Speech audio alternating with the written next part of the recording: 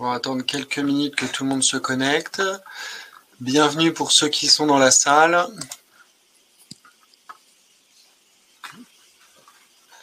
Donc on va attendre, ça se remplit un petit peu.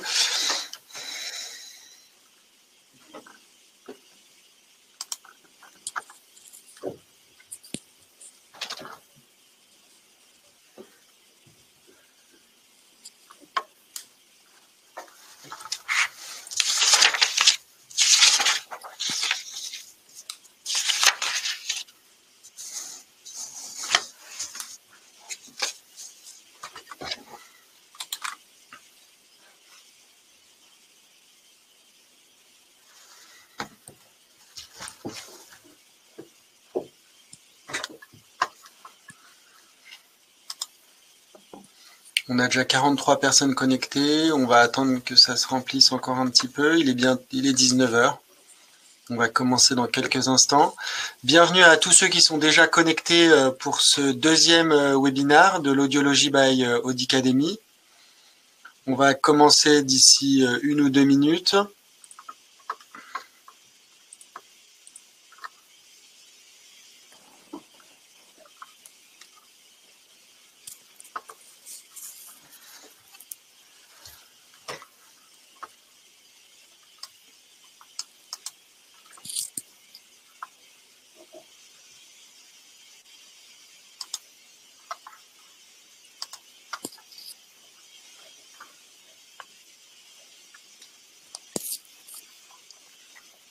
Bonsoir à tous.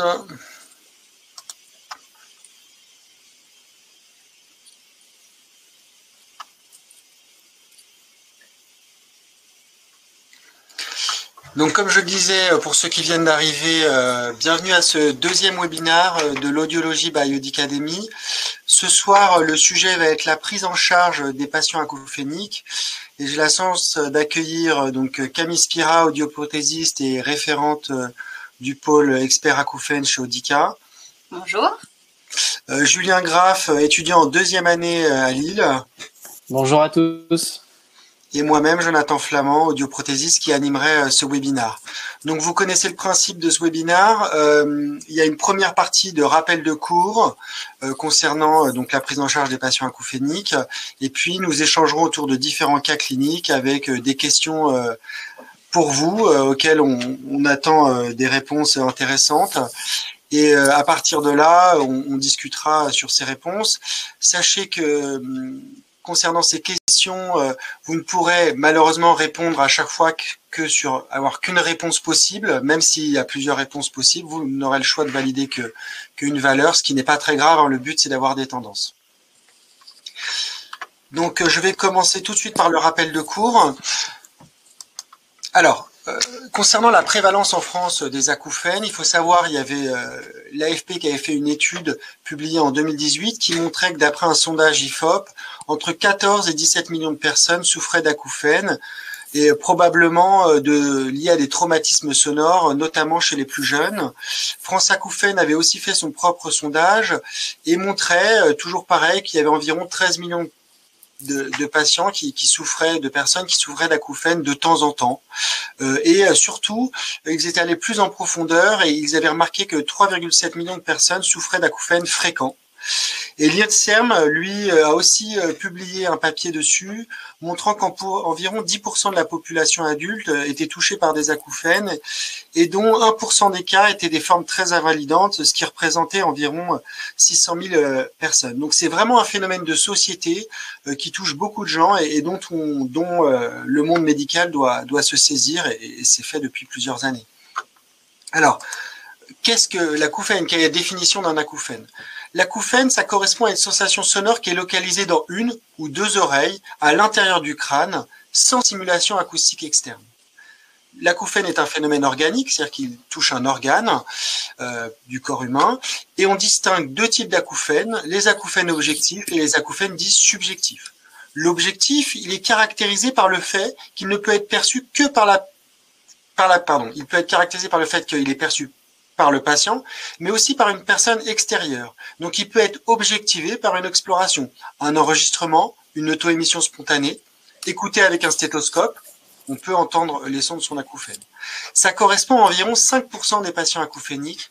Et en audioprothèse, ce sont des acouphéniques, des patients que nous voyons très rarement dans nos laboratoires parce qu'ils sont traités en amont par le médecin ORL, par une équipe pluridisciplinaire, par un cardiologue par exemple. Vient l'acouphène subjectif qui nous concerne beaucoup plus, qui est un acouphène qui ne peut être entendu uniquement par le patient et non par l'examinateur. Son origine peut se situer à n'importe quel niveau des voies auditives et ça comprend 95% des patients ayant un acouphène. Alors, rapidement, pour avoir une idée de ce qu'est un acouphène objectif, ça peut être une cause anatomique. On parlera souvent de troisième fenêtre, la déhiscence du canal semi-circulaire postérieur. En fait, le battement du LCR va être en contact avec cette fenêtre et va provoquer souvent des acouphènes pulsatiles. Ça sera pris en charge par le médecin, peut-être chirurgicalement. Des causes tumorales, une tumeur du nerf auditif, vous savez que c'est vascularisé, et donc ça peut créer un battement au niveau du nerf auditif et donc sentir un acouphène pulsatile. Une cause musculaire, un clonusque du muscle du marteau peut entraîner une sensation de clic dans l'oreille. Typiquement, ces sons-là peuvent être entendus par l'examinateur tel que l'ORL. Des causes vasculaires, comme des aberrances une carotide aberrante qui va venir être trop proche de l'oreille interne et on va entendre le flux sanguin et ça va provoquer aussi un acouphène pulsatile. Souvent, évidemment, la pulsation est en accord avec le battement du rythme cardiaque. C'est pour ça que c'est souvent une question qu'on pose à nos patients. Est-ce que cet acouphène pulsatile est synchrone avec votre rythme cardiaque? Donc voilà toutes ces causes d'acouphènes objectifs qui, pour nous, nous concernent peu puisqu'elles sont prises en amont et ces patients arrivent rarement dans nos laboratoires. Vient l'acouphène qui nous concerne le plus, c'est l'acouphène subjectif. Par définition, ils ne sont perçus que par le patient. Ils peuvent être de timbre grave, médium, aigu, voire mixte. Ils peuvent être de timbre indéfini, bruit blanc, bruit rose, soufflerie, sifflement aigu. Ils peuvent être perçus de façon variable en intensité, mais aussi en fréquence. Alors, pour ces acouphènes subjectifs, il y a deux hypothèses majeures. La première hypothèse, c'est l'une centrale, incluant les acouphènes générés au niveau des voies auditives centrales. L'autre est pédipériphérique, c'est-à-dire au niveau de l'organe. Autrement dit, on parle de sensorie neurale. Soit c'est les cellules ciliées internes, il y a un problème de fonctionnement. On parlera d'acouphène de transduction. Soit c'est les cellules ciliées externes. On parlera d'acouphène moteur. Soit c'est le nerf auditif, et là on parlera d'acouphène de transformation. En fait, il suffit que des cellules sensorielles soient détruites par un défaut d'oxygénation, un traumatisme, une inflammation, pour provoquer un acouphène. Est-ce que, par exemple, une maladie comme la maladie de Ménière, un hydrops, peut entraîner un mauvais fonctionnement des cellules et évidemment un acouphène? Et puis les fibres nerveuses, par un processus tumoral, comme on l'a vu avant, peut aussi entraîner un problème de fonctionnement et donc un acouphène. Alors, comment ça marche tout ça? En fait, il faut imaginer que c'est une anomalie. On a une anomalie du fonctionnement de l'organe périphérique, normalement. Et en fait, tout arrive comme si il y avait une désinformation au niveau des noyaux auditifs. Je m'explique. Normalement, entre votre organe périphérique, donc l'oreille, et le cerveau, il y a une communication permanente. Même dans le silence, on parlera d'état de repos. Il y a un train d'onde au niveau du nerf. C'est-à-dire que le nerf a toujours une activité spontanée, faible, mais spontanée. Si vous sectionnez ce nerf, vous perturbez cette activité. Il n'y a plus d'activité. Donc, il n'y a plus cette activité spontanée. Et le cerveau va l'interpréter comme s'il y avait une modification de signal nerveux et donc comme un son. Et c'est exactement ce qui se passe. Tout se passe comme si le noyau auditif avait une activité spontanée dans le silence qui était modélée par les informations périphériques, alors qu'il n'y a plus d'informations périphériques. C'est ce qu'on va appeler la levée de l'inhibition. Alors, ça, c'est le fonctionnement. C'est comment ça fonctionne au niveau, on va dire, de l'organe. Derrière, la problématique, c'est comment ça s'installe au niveau du cerveau. C'est-à-dire comment le cerveau va avoir un rôle dans la pérennisation, dans la boucle émotionnelle de cet acouphène. Et ça a été très bien décrit par Jastroboff, et donc je voulais simplifier avec ce graphique. Pour le comprendre en clair, tout commence par la peur. Donc le signal a été généré, on l'a vu, par un défaut au niveau du signal nerveux. Vous entendez ça, il y a un sentiment de peur. Qu'est-ce qui se passe?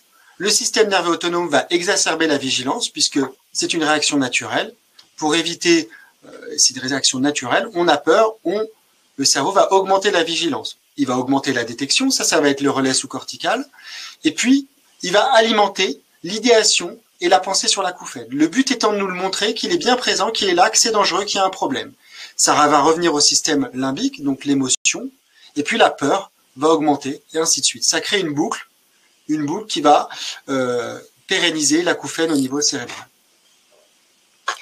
Et donc, on va voir comment, à travers des cas cliniques, on va pouvoir casser cette boucle et quelles sont les solutions de réhabilitation possibles.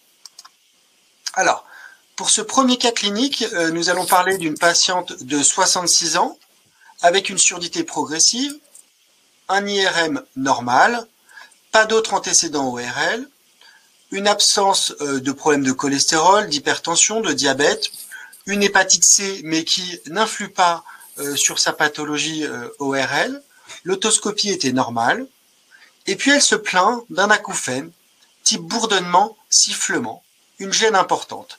L'audiogramme, on voit que c'est une surdité de perception, bilatérale, accentuée dans les médiums aigus. Voilà pour ce premier cas clinique. Premier sondage avec la question suivante. Quel questionnaire utiliseriez-vous pour évaluer l'acouphène de la patiente? Un THI, l'AFAB, l'EVA ou le COSI? Donc on vous laisse répondre à cette question. Volontairement, on n'a pas encore mis les réponses. Vous voyez qu'on n'est pas rentré dans les détails parce qu'on veut essayer de voir ce qui pourrait être, ce que vous pourriez donner comme indication pour affiner ce résultat. Donc on attend encore quelques secondes. Donc ici, donc Camille, tu peux nous rappeler l'apparition de l'acouphène chez cette patiente? Il est arrivé comment? Alors, cette dame, elle a un acouphène depuis plusieurs années. Et en fait, il y a quelque temps, elle a vu une émission à la télé sur les acouphènes. Et donc là, elle a compris que c'était une maladie grave. Et donc, son acouphène a commencé à être gênant. Et donc, on voit encore le rôle du cerveau dans la pérennisation et l'exacerbation de l'acouphène. Je pense qu'on arrive à la fin du sondage.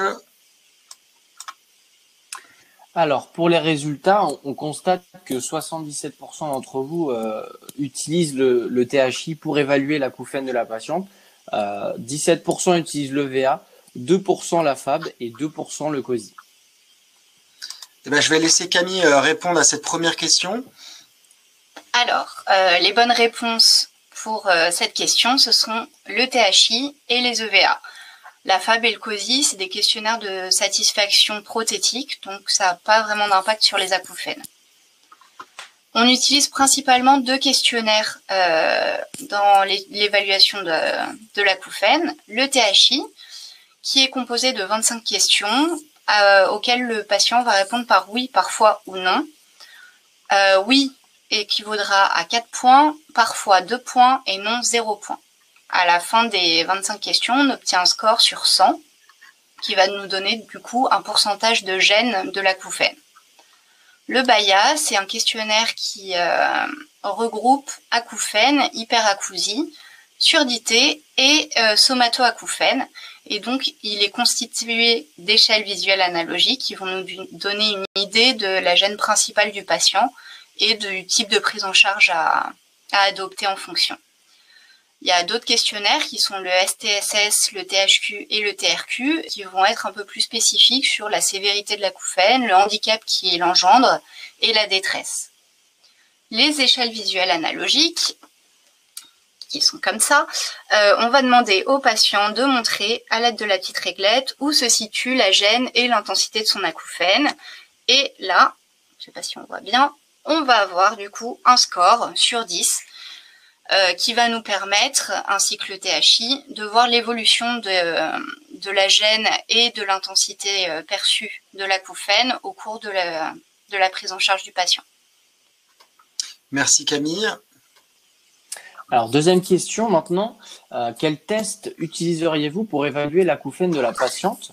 Une acouphénométrie, une mesure de l'UCL, une audiométrie à balayage continu Békési ou bien une audiométrie vocale? Merci Julien. Est-ce que j'ai une petite question pendant qu'on attend les réponses du public. Camille, tu fais systématiquement les deux questionnaires THI et BAYA pour les patients acouphéniques? C'est vraiment dans ta routine Alors, le bailliage, je le fais très souvent. Parfois, c'est vrai que quand on n'a pas le temps, je fais des EVA parce que finalement, ça donne aussi les bons indicateurs. Mais le THI, oui, systématiquement. Et dans le VA, tu le fais à quelle fréquence? Au premier rendez-vous, adaptation, il y a vraiment une fréquence? Comme le THI, hein, je ne sais pas si tu peux nous répondre à ces deux questions. Alors, THI, EVA, systématiquement au premier rendez-vous. BAYA, quasiment tout le temps aussi. Généralement, je les refais à 2-3 mois en fonction de l'évolution du patient. Parfois, les EVA, je les refais un peu plus fréquemment juste pour voir si on va dans le bon sens ou pas. Ok. Je rappelle aussi au public, bon là je pense que ça s'est bien stabilisé, que vous pouvez bien sûr poser vos questions dans le chat hein, pendant toute la présentation. On essaiera d'y répondre si l'on peut. Alors, 91% d'entre vous recommandent une acouphénométrie pour évaluer l'acouphène de cette patiente. 8% recommandent l'audiométrie à balayage continu. Et 8%, aucun d'entre vous ne mesure l'UCL ni n'effectue une audiométrie vocale. C'est à moi de répondre.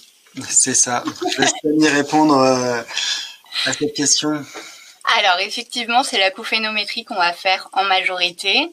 La mesure de l'UCL peut permettre aussi de donner une indication, mais pas spécialement sur l'acouphène, plutôt sur une hyperacousie éventuelle. L'audiométrie à balayage continu va permettre de voir s'il n'y a pas de dégradation, d'être un petit peu plus précis au niveau de l'audiométrie. Donc, ça peut être une bonne idée, surtout quand il n'y a pas de perte auditive. Et la vocale, bon, effectivement, on la fait systématiquement, mais ça ne donne pas d'indication spécifique sur l'acouphène. Alors, l'acouphénométrie va nous permettre de voir où se situe l'acouphène, à quelle intensité il est, et si on arrive à le modifier. La première chose à faire va être de voir quelle est sa fréquence. Donc pour ça, moi je le mesure en ipsilatéral, ça se fait pas forcément partout, mais chacun sa façon de travailler. Donc on présente ou un son pur ou un son en bande étroite et on cherche la fréquence qui se rapproche le plus de l'acouphène. Une fois qu'on a trouvé cette fréquence, on recherche le seuil d'audition à cette fréquence.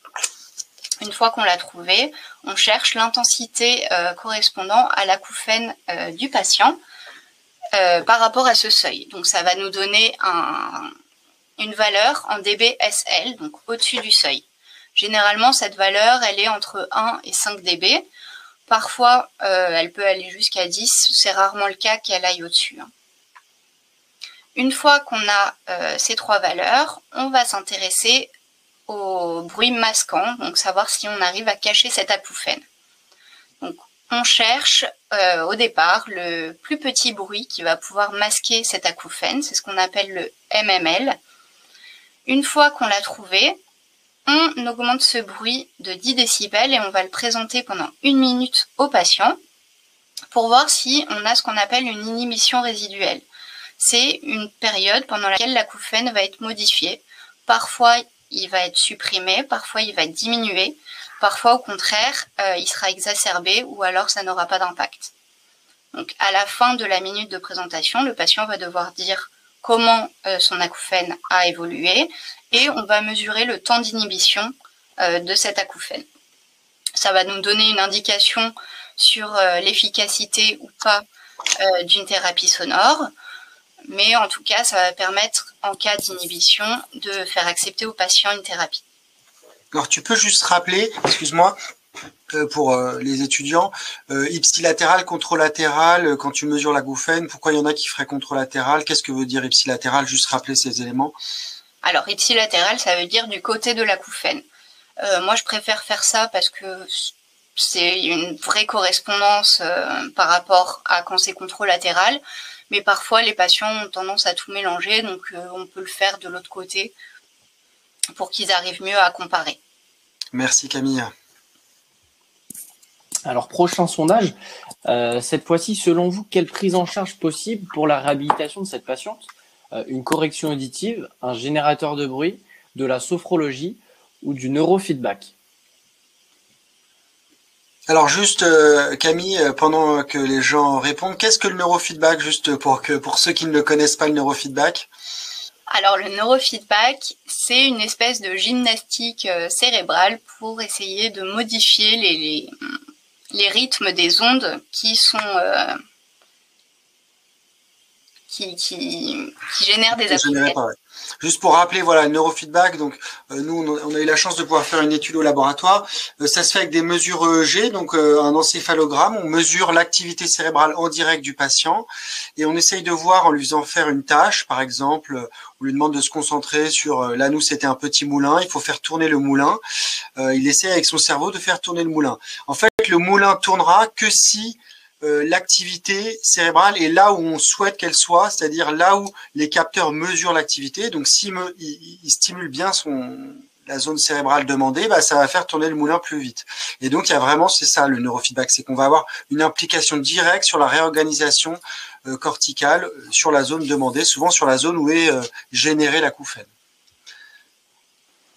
Donc là, les résultats ont l'air de se stabiliser. Je pense que c'est bon.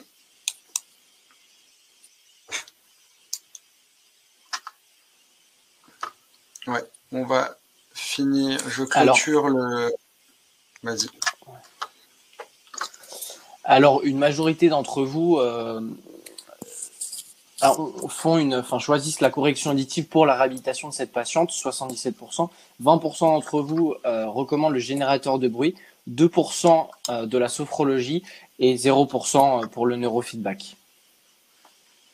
Ben, je vais laisser Camille répondre à cette question et nous parler de la prise en charge. Alors effectivement, pour cette patiente, ce serait plutôt une correction auditive, mais toutes les réhabilitations sont possibles dans le cadre de la prise en charge d'un acouphène. La correction auditive va agir sur les relais sous-corticaux, du coup diminuer la détection de l'acouphène et du coup réduire l'hypervigilance qui en découle. Le neurofeedback, comme on vient de le dire, va agir sur le cortex en faisant travailler les aires corticales. Le bruit relaxant va agir directement sur le système limbique en dissociant l'acouphène de son idée noire et du coup diminuer les émotions négatives qui en découlent. Et enfin, la sophrologie va casser la boucle entre le système limbique et le système nerveux autonome qui est responsable de la peur engendrée par les acouphènes. Donc c'est très important d'avoir une prise en charge pluridisciplinaire avec l'ORL qui va s'occuper vraiment de la génération de l'acouphène, vérifier s'il n'y a pas une tumeur ou une autre pathologie responsable de cet acouphène et éventuellement prescrire un traitement médicamenteux si besoin. L'audioprothésiste qui lui va s'occuper de la correction auditive et du générateur de bruit blanc, donc du bruit relaxant si besoin, et la sophrologie ou la thérapie cognitivo-comportementale qui vont plutôt s'occuper de la prise en charge émotionnelle. Donc là, on peut vraiment parler d'équipe pluridisciplinaire. Exactement. Donc l'acouphène, je sais pas, hein, tu me corriges, mais souvent les patients acouphéniques sont au cœur d'une prise en charge d'équipe pluridisciplinaire avec médecin ORL, psychologue, audioprothésiste. Et tu vois d'autres intervenants des fois. Je pensais, on parle d'ostéopathie des fois. Est-ce que c'est le cas pour certains de tes patients? Oui, ça peut fonctionner. Après, ce qui fonctionne sur un patient n'est pas nécessairement ce qui fonctionnera sur un autre. Mais effectivement, il y a l'ostéopathie, l'acupuncture, l'auriculothérapie. Il y a pas mal de l'hypnose. Il y a pas mal de traitements qui peuvent diminuer les acouphènes. Peux-tu nous rappeler aussi ce qu'est la TCC? La TCC, c'est la thérapie cognitivo-comportementale. Donc en fait, c'est un psychologue qui va avoir pour but de casser un petit peu toutes les distorsions cognitives, donc les idées fausses que le patient va se faire à propos de l'acouphène. Ok. Et c'est plutôt à nous de les adresser ou c'est l'ORL qui adresse vers c'est généralement l'ORL. D'accord. Bah, je te laisse conclure pour ce cas numéro 1 avec les résultats.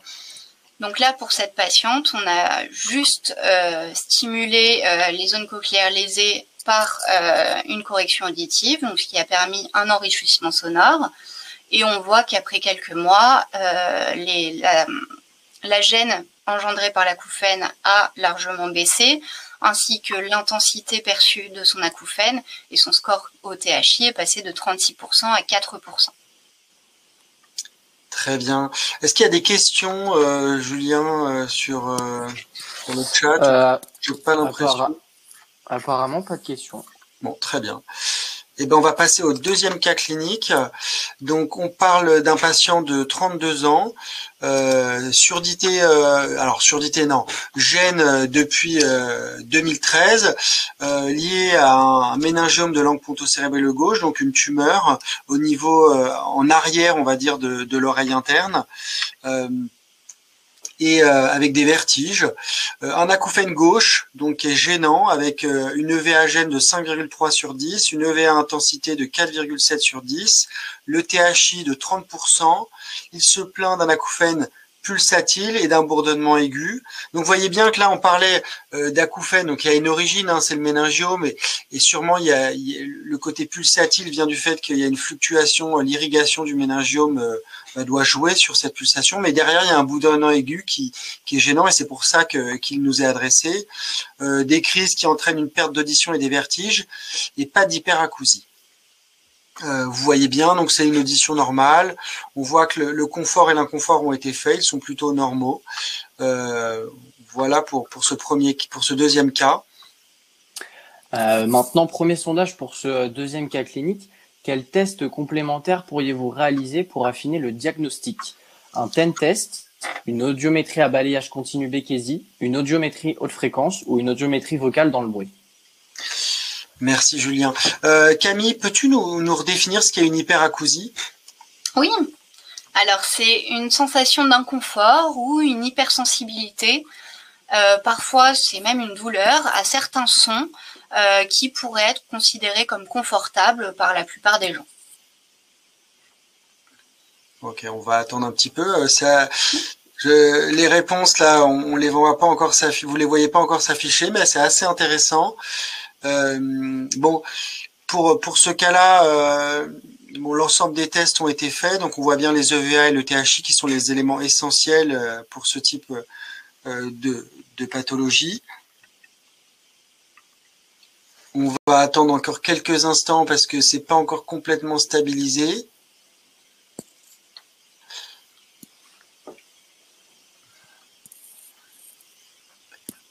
Est-ce que tu as des classes d'âge pour les patients, j'aurais tendance à dire, qui ont des acouphènes? C'est plutôt une population qui est assez jeune Oui, généralement, c'est des patients qui ont moins de 60 ans. Après, il y en a plus âgés, bien sûr, mais la plupart, c'est des jeunes. Ok. Et est-ce que c'est plus facile pour toi de régler un problème d'acouphène quand il y a une perte auditive ou quand il n'y a pas de perte? Tu aurais tendance à dire que c'est quoi le plus simple? Eh ben, c'est pas simple. Franchement, ça dépend des patients. Après, c'est vrai que quand il y a une perte auditive, le fait de la corriger, dans la plupart des cas, les acouphènes diminuent. Par contre, au retrait de l'appareil, ils sont là de nouveau. Après, ce qui est difficile quand il n'y a pas de perte auditive, c'est de faire accepter un appareillage. D'accord, ouais, c'est ce que je pensais. On va clôturer le questionnaire, parce que là, c'est assez stable. Hein. On y va, hop, vous devez le voir apparaître. Alors, la majorité d'entre vous, 57%, recommandent une audiométrie haute fréquence. Et ensuite, 12% le TEN test, 12% l'audiométrie à balayage continu et 17% pour l'audiométrie vocale dans le bruit. Eh ben, je laisse Camille répondre. Et Très bien.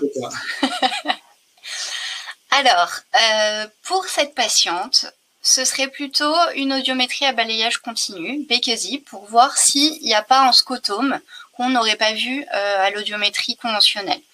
L'audiométrie haute fréquence peut aussi être une bonne solution pour vérifier l'intégrité de l'audition au-delà de 8000 Hz. Et la vocale dans le bruit, quand on n'a pas de perte auditive, qui est maintenant obligatoire pour démontrer qu'il y a besoin d'un appareillage.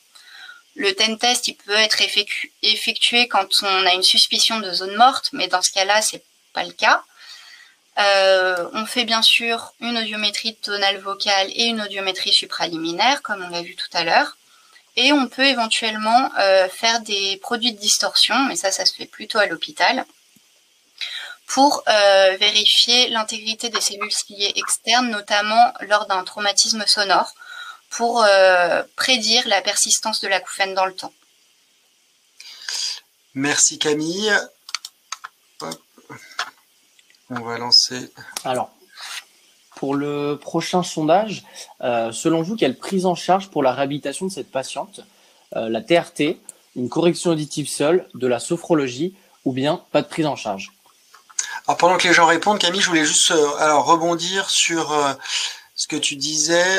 Pour les audiométries haute fréquence, c'est surtout pour les surdités, les traumatismes sonores, non, qu'on a tendance à faire ce test-là? Surtout, mais après on peut avoir une perte supérieure à 8000 Hz avec un acouphène sans traumatisme sonore. Ok, très bien. Et alors juste pour rappeler que le TEN test, donc c'est un test des zones inertes cochléaires ou zones mortes cochléaires. Vous trouvez la procédure dans la littérature, hein, c'est assez bien décrit comment réaliser le TEN test. Il faut avoir un audiomètre qui permet de faire un bruit TEN, et c'est pas l'objet aujourd'hui de cette présentation, mais c'est assez intéressant pour être sûr que la zone est-ce qu'elle peut être stimulée de façon conventionnelle ou est-ce qu'on doit utiliser une transposition, une compression fréquentielle. Donc ça, c'est un autre sujet, mais c'est assez intéressant. On le reverra sûrement avec un autre webinaire. Je pense que les gens ont presque tous répondu. Ça bouge encore un petit peu.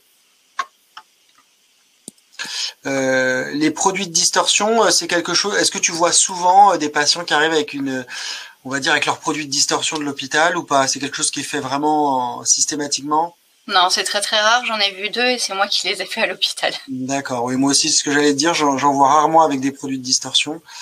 À rappeler, voilà, hein, que ce que tu disais, c'est que ces produits-là sont intéressants quand il y a eu des traumatismes sonores et c'est vraiment pour voir sur le long terme s'il va y avoir une pérennisation de l'acouphène. Ben, je te remercie Camille. On va clôturer ces questions. Alors, pour les résultats, 57% d'entre vous favorisent l'utilisation d'une TRT, 28% pour la sophrologie, 11% pour la correction auditive seule et 2% ne considèrent que la prise en charge n'est pas nécessaire. Je vais laisser Camille répondre à cette question.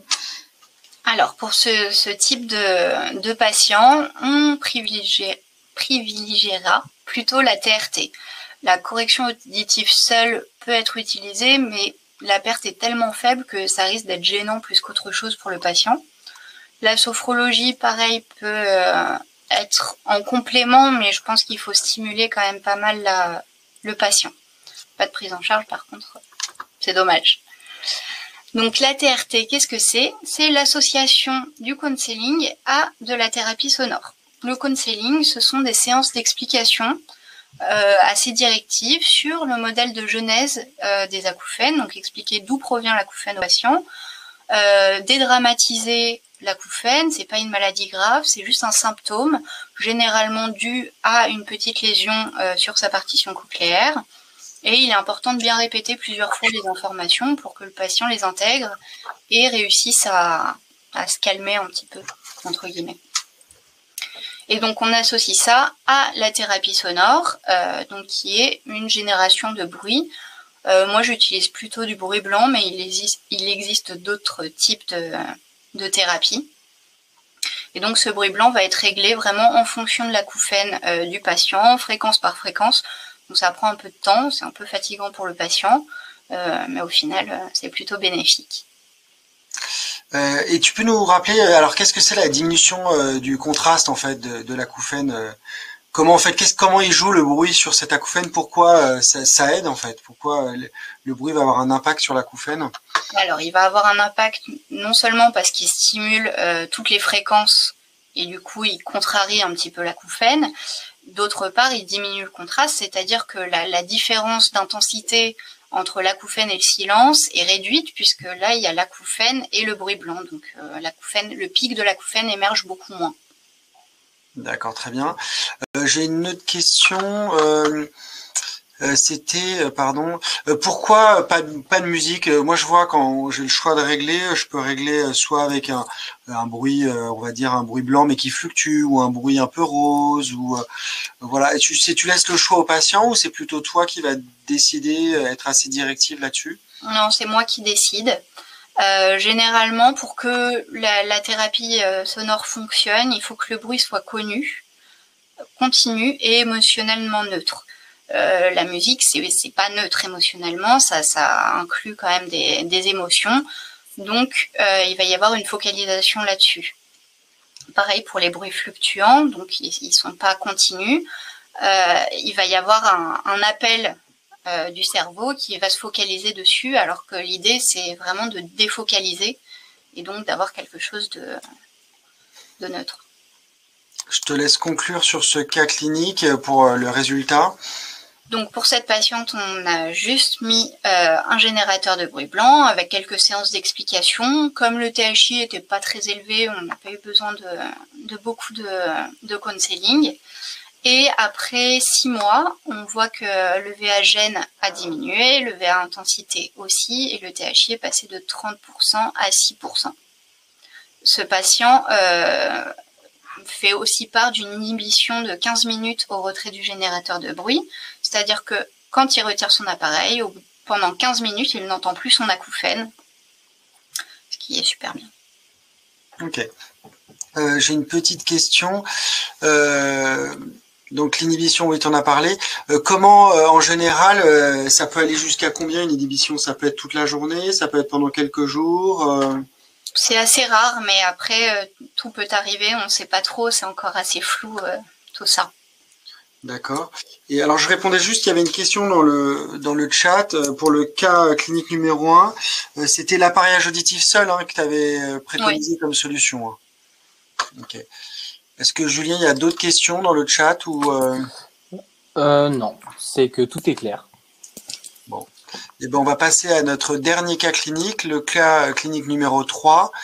Donc ici, on parle d'une patiente de 61 ans avec une surdité progressive, une hypersensibilité aux ondes électromagnétiques. Donc on voit déjà en place le contexte de cette patiente, une exposition au bruit professionnel. Elle était standardiste dans un service après-vente, donc au téléphone toute la journée. L'IRM était normal, le VNG était normal.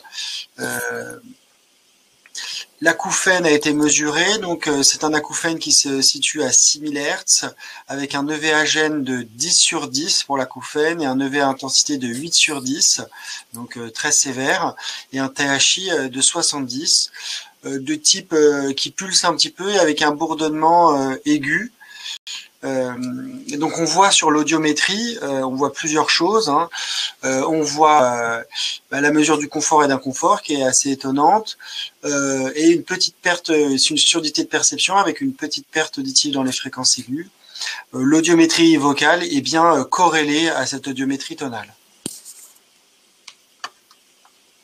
Alors premier sondage pour ce troisième cas clinique, comment évaluer l'hyperacousie à l'aide d'un THI, d'un BAIA, d'une mesure du confort et du seuil d'inconfort, ou bien d'un EVA?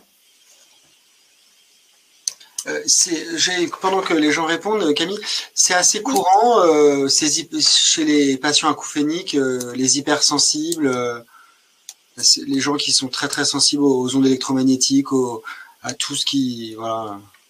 Non, c'est pas courant. Moi, j'en ai vu 2. Donc c'est assez rare, mais généralement quand il y a une hypersensibilité à quelque chose, on est souvent hypersensible à d'autres choses. Ok. Et c'est des gens qui ont tendance à surprotéger les hyperacousiques, ils arrivent avec des bouchons d'oreilles. Bouchons plus casque, ils sortent pas de chez eux, oui c'est compliqué. Il faut réussir à leur faire entendre raison. Mais d'après ce qu'on m'a appris, c'est que il faut pas se surprotéger. Non, parce que plus tu surprotèges, plus tu sous-stimules et plus l'hyperacousie va être importante. Voilà, c'est ça. On dérègle les filtres et en fait, on va surdétecter. Et... Ok, très bien. Exactement. Et ben, on voit que ça se stabilise pour les réponses. THI 70, on est sévère là, non? Ouais, c'est un acouphène gênant. Ok, gênant. C'est sur 100. C'est ça, c'est bien sur 100. Donc les résultats se sont stabilisés. On va les publier. Hop. Alors, on a une forte tendance, 86% recommandent la mesure du seuil de confort et d'inconfort pour évaluer l'hyperacousie. 11% recommandent un questionnaire BAIA, 2% pour le THI et 0% pour le VA. Très bien. Donc là, le THI, dans ce cas-là, il va pas être primordial parce que la première problématique, c'est l'hyperacousie. Et donc, le THI, qui n'est utile que pour les acouphènes, ne va pas donner d'indication sur l'hyperacousie. Par contre, le BAIA, la mesure du confort et de l'inconfort, et les EVA vont pouvoir nous donner des indications. Les EVA, on a vu comment ça fonctionnait tout à l'heure, donc on demande au patient de nous montrer sa gêne. L'audiométrie, avec la mesure du confort et de l'inconfort, vont nous montrer un réel impact de l'hyperacousie. Alors l'UCL, le problème c'est que ça montre aussi bien l'hyperacousie que le recrutement. Donc pour vraiment aller plus loin, c'est important de faire une mesure du MCL.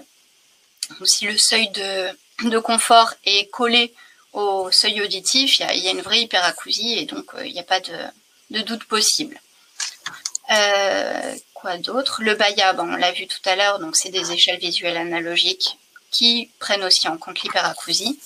Et il y a un dernier questionnaire qui est le NELTING, qui est utilisé vraiment pour connaître le degré de sévérité de l'acouphène, de l'hyperacousie. Et donc on a 15 questions auxquelles le patient va répondre par c'est pas vrai, c'est parfois vrai, c'est souvent vrai et c'est toujours vrai. Et on obtient un score sur 45 qui va nous donner son degré de sévérité. Merci Camille. Alors juste avant, je crois qu'il y a une question dans le chat. Comment était la vocale dans le bruit pour le cas numéro 2? Donc on revient un peu en arrière, désolé, parce qu'on parlait que ça pouvait être une indication dans la prescription de l'appareillage. Est-ce que tu avais une dégradation de la vocale dans le bruit chez ce patient? Alors, je ne l'avais pas faite parce que c'était il y a bien longtemps, c'était il y a 4 ans je pense, et que il n'y avait pas de gêne particulière dans le bruit. D'accord. Mais bon, c'est vrai qu'on pourrait s'attendre avec un inconfort comme ça qu'il soit assez perturbé dans le bruit quand même. Ah, je croyais que c'était pour le cas numéro 2. Pardon. Ah oui, excusez-moi. Il n'y avait pas d'inconfort. Non, il n'y avait pas d'inconfort. Oui, pardon. Parfait, excuse-moi. On va revenir sur notre réponse. Très bien. Je vais laisser Julien. Alors, dernière question pour notre auditoire. Selon vous, quel élément doit-on prendre en compte pour la prise en charge de cette patiente? Le THI, le BAIA, la demande de la patiente, l'audiogramme ou bien l'EVA? Le BAIA, donc ouais, c'est bien spécifié. Il y a autant de questions pour l'hyperacousie et l'acouphène. C'est comment c'est Oui, c'est vraiment bien divisé en 4 parties. Des questions sur vraiment la gêne principale sur l'acouphène, la perte d'audition, la sensibilité au son et la gêne faciale. Et ensuite, des questions un peu plus spécifiques sur chaque partie. La gêne faciale, c'est quand il y a vraiment une déformation de la face liée à la sensibilité. Non, généralement, ils ne sont pas difformes, les patients. Ils ont plus des petites paresthésies ou des petites paralysies, une insensibilité de la face quand ils ont des acouphènes. C'est assez rare, mais il y en a. Ok. Ah, c'est pas plus pour l'hyperacousie, c'est plutôt pour l'acouphène. C'est pour l'acouphène, c'est ce qu'on appelle les somatoacouphènes. Ok, très bien. Et la spécificité du NELTING, tu l'as peut-être déjà un peu dit, mais comme je pense que le répéter, c'est vraiment donc l'hyperacousie. Et les questions, elles sont plus, elles sont dirigées sur la vie de tous les jours, sur la vie de tous les jours. Et ça, par contre, c'est assez axé sur la détresse. Il y a des questions comme je pense que je ne pourrai plus faire face si jamais mon hypersensibilité se maintient. Donc ça donne vraiment un degré de détresse du patient. D'accord. Je pense que ça se stabilise au niveau des résultats.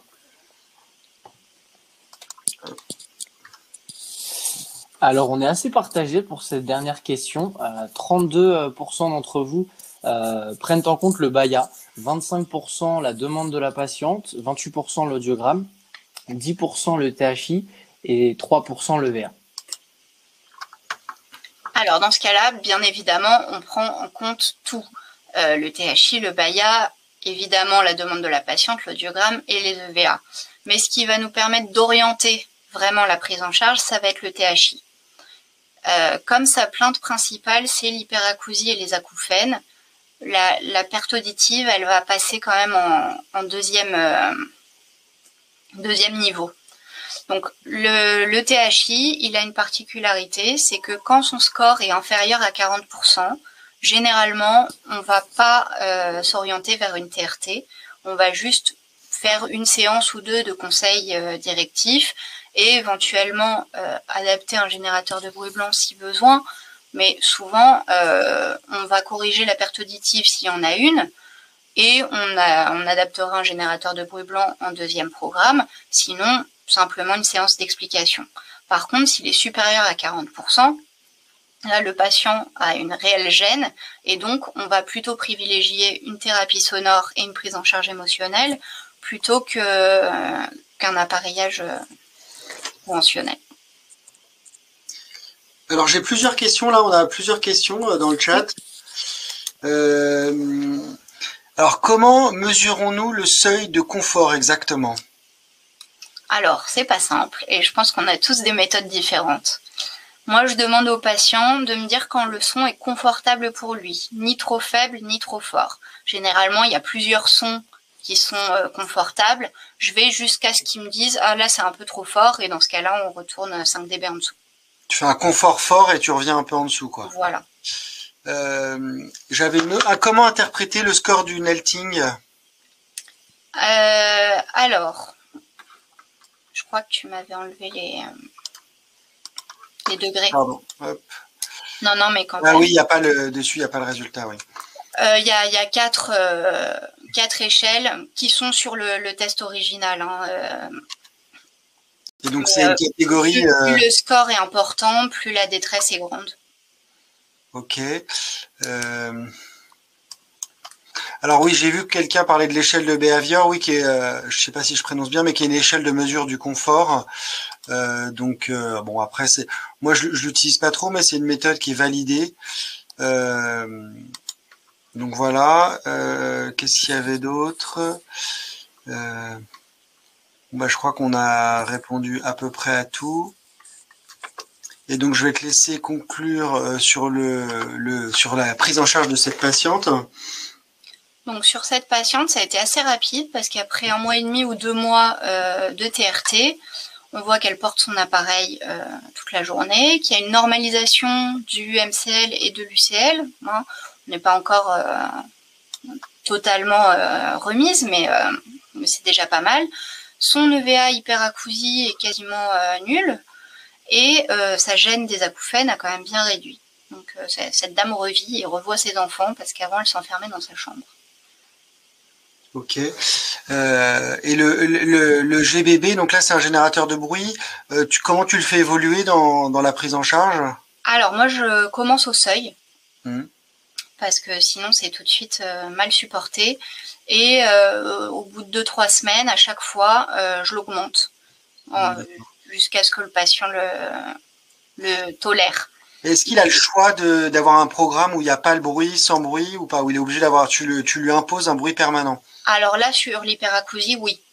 Par contre, je dis bien que quand ils en ont marre, ils l'enlèvent. L'idée, c'est pas de les faire souffrir. Hein. D'accord.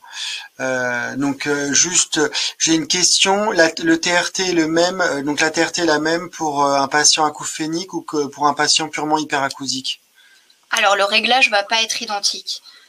Quand on a une hyperacousie, on commence avec un générateur de bruit blanc, comme on vient de le voir, faible au seuil, et on l'augmente petit à petit. Par contre, pour un acouphène, on va plutôt se concentrer sur un générateur de bruit blanc qui sera au même niveau d'intensité que l'acouphène pour essayer de le contrarier. Si on le met trop faible, l'acouphène risque d'augmenter. Si on le met trop fort, il va complètement masquer l'acouphène et quand on va retirer l'appareil, on va entendre plus que l'acouphène. Ok. La mesure du confort et de l'inconfort, tu la refais à quelle distance par rapport au premier rendez-vous, on va dire, et la prise au moment à 2-3 mois généralement. Ok. Très bien. Je pense que... Donc là, j'ai encore quelqu'un qui me dit on corrige en premier l'hyperacousie, puis la correction auditive en second temps. Tu confirmes ou pas? Ouais, d'abord l'hyperacousie et les acouphènes, faut pas les oublier non plus. Et ensuite, une fois que tout est à peu près revenu à la normale, on gère la correction auditive. D'accord. C'est quand on va dire quand la gêne du patient, quand les EVA montrent que c'est vraiment ça qui est prépondérant. Parce que combien de patients nous disent avec une perte auditive, ah, je suis hypersensible au son, et en fait derrière il n'y a pas de vraie hyperacousie. Donc, oui, dans ce cas-là, on corrige. On corrige, oui, c'est ça. S'il y a une vraie dégradation de l'intelligibilité, on peut corriger l'hyperacousie en corrigeant la perte auditive, mais très légèrement, et augmenter, mais vraiment tout doucement. J'ai une autre question aussi. Privilégiez-vous les embouts sur mesure pour les patients hyperacousiques? Non, pas forcément. Alors ça dépend du patient. Généralement pas forcément, puisque l'idée c'est quand même de stimuler et donc de laisser rentrer les sons du quotidien. Si on bouche l'oreille, effectivement on peut contrôler les MPO et contrôler ce qui rentre dans l'appareil, mais il y a quand même une sous-stimulation et souvent le patient a du mal à se défaire de ses embouts fermés. Je suis entièrement d'accord avec toi, je pense que c'est une très mauvaise idée. En fait, c'est exactement pour la diminution de l'effet de contraste, c'est-à-dire que le fait d'avoir un bruit permanent va jouer sur l'effet de contraste de tous les sons autour de nous, autour du patient, et donc normalement chaque son va paraître moins fort puisque le contraste qui va rester par rapport au son impulsionnel, au bruit de la vie de tous les jours va être plus faible que la normalité due à ce bruit blanc. Donc le but c'est pas complètement le renfermer et de lui filtrer tout ce qui rentre entre guillemets. Si je me trompe pas, Camille. C'est ça. Donc il y a une très bonne question, mais je pense que tu vas y répondre. C'est compliqué, un mois d'essai pour faire tout ça. Qu'est-ce que tu réponds là-dessus? Alors moi je fais des essais très longs. Je commence par un mois en fonction de l'évolution. Soit ça évolue très bien, très vite, et dans ce cas-là, on fait un mois d'essai. De toute façon, maintenant, avec les appareils complètement remboursés, il n'y a plus tellement de freins de la part des patients. Soit c'est un peu plus long, on a besoin de plus de temps pour s'en rendre compte, et moi je fais des essais de 3 mois facilement. Ouais. Alors c'est vrai que oui, pour rappeler aux étudiants, le classe 1, donc maintenant certains intègrent des générateurs de bruit, donc ils sont entièrement remboursés pour ce type d'appareil. Alors là, je rebondis sur la question sur les embouts sur mesure chez les patients hyperacousiques. Même si le patient arrivait déjà avec des protections auditives, s'il avait l'habitude de se boucher les oreilles tout le temps, bon, moi je répondrais personnellement que non, justement, il faut casser la spirale de la surprotection. Je sais pas, qu'est-ce que tu en penses, toi? Ça dépend, faut qu'il l'accepte aussi. Moi, j'ai un patient comme ça qui est arrivé avec bouchon d'oreille plus casque, qui sursaute dès qu'il y a une porte qui se ferme, et franchement, j'ai pas réussi à lui mettre des dômes ouverts. Donc, j'ai bouché, et petit à petit, j'ouvre les vents déjà à chaque fois, et je le repasserai en embout ouvert dès que ça sera passé. Merci beaucoup pour ce dernier cas. Donc en conclusion, je pense qu'il n'y a pas un acouphène, mais des acouphènes, hein, évidemment, du fait de leur mécanisme, de leur origine et de la personnalité de chaque patient. Il n'y a pas un traitement de l'acouphène comme on l'a vu, mais plusieurs prises en charge complémentaires. Et je pense que, c'est vrai qu'on n'en a pas énormément parlé, mais dans le quotidien de la prise en charge du patient acouphénique, on le voit bien, l'importance de l'équipe pluridisciplinaire, hein, et nous, on travaille vraiment en rapprochement étroit avec l'ORL et le sophrologue et le psychologue dans certains cas. Et l'objectif, notre goal, c'est de neutraliser au mieux l'acouphène devenu chronique et les émotions qui en résultent. C'est vraiment les deux choses, c'est l'acouphène et l'émotion liée à l'acouphène. Je vous rappelle que l'AFREPA, qui est une organisation une association francophone des équipes pluridisciplinaires autour de l'acouphène, font souvent des colloques, des formations. Ils ont même des équipes AFREPA dans différentes régions, et vous pouvez vous rapprocher d'eux si vous voulez avoir des informations. Et je vous remercie en tout cas à tous. Je remercie à nos invités Camille Spira et Julien Graff d'avoir assisté à ce webinaire. Et je remercie à tout le monde d'avoir suivi avec attention, et en espérant vous revoir sur un prochain webinaire, et aussi sur notre site, sur la plateforme Audicademy, où vous retrouvez tous ces webinaires et les formations qui correspondent à ces webinaires.